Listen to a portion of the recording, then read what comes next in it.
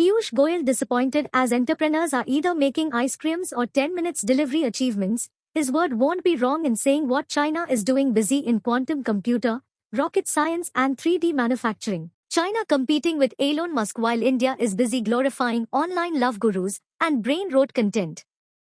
India's population has made us fourth largest GDP, but it is not sustainable. If there is one thing that can save us, is new age businesses that offer cutting-edge deep tech innovation and services. Like AI, quantum computing and rocket research. For example, a single-piece 3D printed rocket engine is a Chennai-based startup named Agnikul Cosmos, but it was assumed to be a Shanghai startup.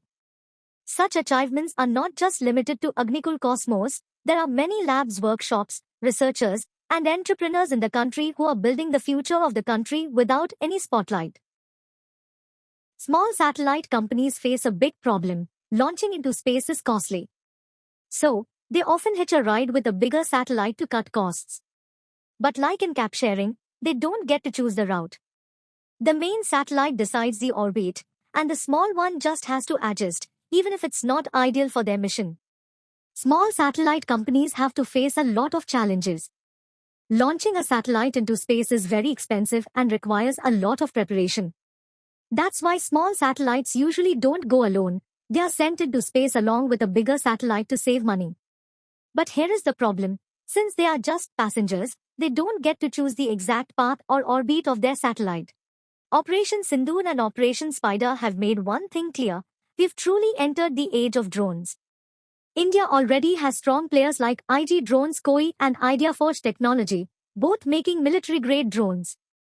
But the startup turning the most heads right now is Vector Technics.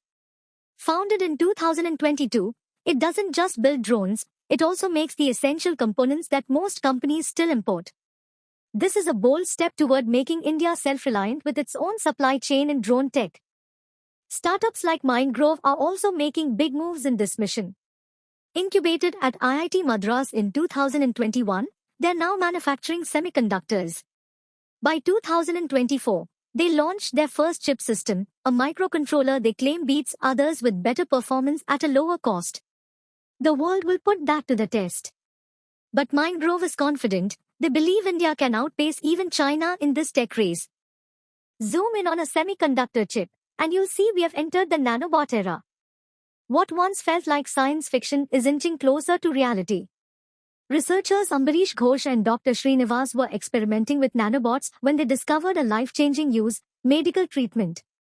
That idea led to the creation of Theranautilus in 2020. To give you a sense of scale, a single nanobot is 1,000 times smaller than a strand of hair. Their goal? Use nanobots to treat patients safely and effectively. For now, they're tackling dental hypersensitivity, and with over $1 million in funding and a safety nod from FDA, they're already making waves. Some Indian startups are working on truly cutting-edge tech. One of them is QPII, a Bangalore-based startup building India's most powerful quantum computer. In quantum computing, qubits are the core. They determine how powerful a quantum computer is. QPII's Indus quantum computer has 25 qubits of processing power. That might sound small, but globally, it's among the top 100, so yes, we're a bit behind. Still, we're in the race. The real question now is, can we surge ahead? There's another global race unfolding, just like AI and quantum computing. It's the race for nuclear fusion, a breakthrough that could decide who leads the world for the next 500 years. Unlike nuclear fission, fusion is cleaner, safer, and offers limitless energy. But here is the catch. No country has fully cracked it yet. Then, in January 2025, China made headlines by running a fusion reactor for 1,000 seconds, a global first. India's not there yet, but we've joined the race. A startup called Anubal Fusion, launched in 2024, is taking on the challenge. Its founder, Praveen Kinney, has partnered with the Tata Institute of Fundamental Research to push the boundaries of fusion tech using advanced laser infrastructure.